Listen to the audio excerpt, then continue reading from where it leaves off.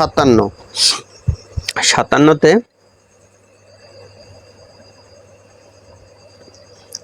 A B C বলছে এটা 3x আর এটা বলছে 60 ডিগ্রি, এটা বলছে x।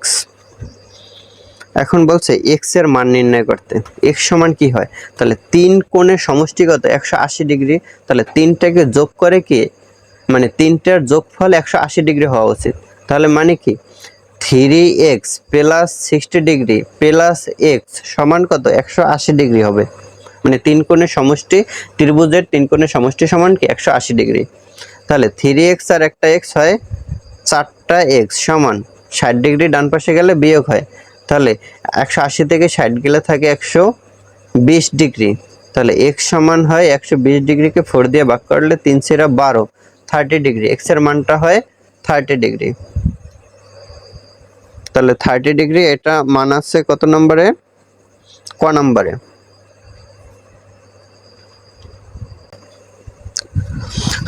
58তে বলছে ত্রিভুজটির ক্ষেত্রফল কত। তার মানে এবিসি ত্রিভুজটির ক্ষেত্রফল, এবিসি এই ত্রিভুজের ক্ষেত্রফল।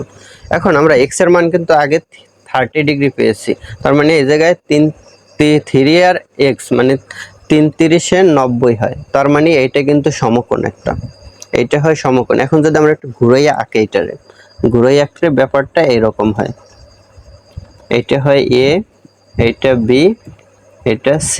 তার মানে এইটা হলো সমকোণ বিসি, এইটা 5, ঠিক আছে। আর এই বি কোণ এটা হয় 60 ডিগ্রি।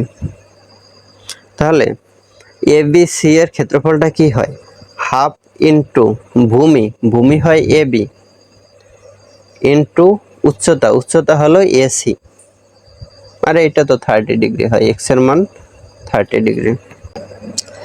Half into A B. এখন এবি এর মানটা বের করতে পারি 60 ডিগ্রি এই কোণটার সাপেক্ষে। তাহলে এই কোণটাকে যদি ধরি তাহলে এবিটা হয় ভূমি, আর 5 জেনে এই সিবি এটা আছে কি, অথবা বিসি এটা হলো অতিভুজ। তাহলে অতিভুজ আর ভূমি হলো যে কই, ভূমি আর অতিভুজের রিলেটেড আছে cos থিটা। তাহলে cos থিটা সমান হয় অতিভুজ বাই ভূমি বাই অতিভুজ। ভূমি হলো এবি, অতিভুজ হলো বিসি। এখন এবি এর মানটা কি হয়, এই বিসিটা যাইয়া cos-এর সাথে গুণ হয়, তাহলে বিসি এর মান কত 5। তার মানে 5 ইনটু cos থিটা, থিটার মান আছে 60 ডিগ্রি, তাহলে cos 60 ডিগ্রি ইনটু, এখন আবার এসি। এখন এসি এর মানটা বের করতে পারি কিভাবে, এই কোণটা ধরেই করতে পারি, অথবা এই কোণটা ধরেও করা যায়, এই একটা কোণ ধরেই করি, ঠিক আছে। তাহলে এইটা ধরে করলে কি হয়, তাহলে এই এসি এইটার বিপরীত বাহু হয় লম্ব, তাহলে এইটা হয় কি লম্ব, আর অতিভুজ হলো 5। তাহলে লম্ব আর অতিভুজ রিলেটেড আছে, সাইন থিটা সমান লম্ব, লম্ব হলো এসি, এসি বাই অতিভুজ, অতিভুজ আছে বিসি, দিলাম বিসি। তাহলে এখন এসি এর মানটা লাগবে। তাহলে এসি সমান কি হয়, এই বিসি যাইয়া সাইনের সাথে গুণ হয়, তাহলে বিসি এর মান আছে 5, তাহলে 5 ইনটু সাইন থিটার মানটা 60 ডিগ্রি ধরেছি, তাহলে 60 ডিগ্রি, সাইন 60 ডিগ্রি।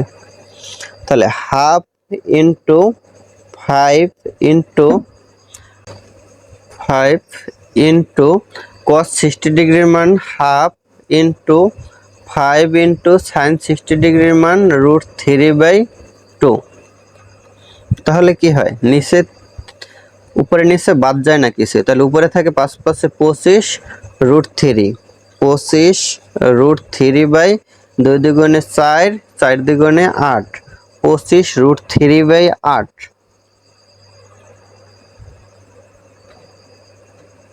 তাহলে এটা আছে 25 √3/8। অ্যান্সারটা দশমিকে আছে 5.4, তাহলে এটা 5.4 হবে। এটা সমান কি করা যায়, 5.4 অন হয়, তাহলে 5.4 অন, তাহলে এটা আছে ঘ নাম্বার, তাহলে ঘ নাম্বার হয় অ্যান্সার।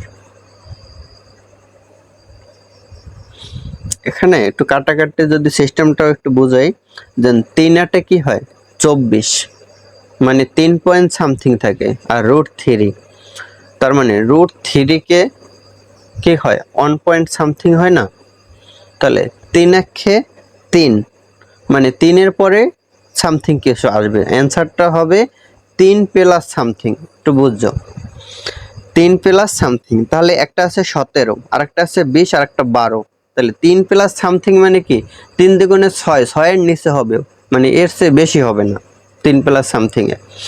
তাহলে 12, 20, 17 এই তিনটা তো হয়ই না, তাহলে 3 প্লাস সামথিং মানে 3 এর কাছাকাছি আছে 5.4, তাহলে হয় গ নাম্বার, মানে 5.4ই হয় অ্যান্সার।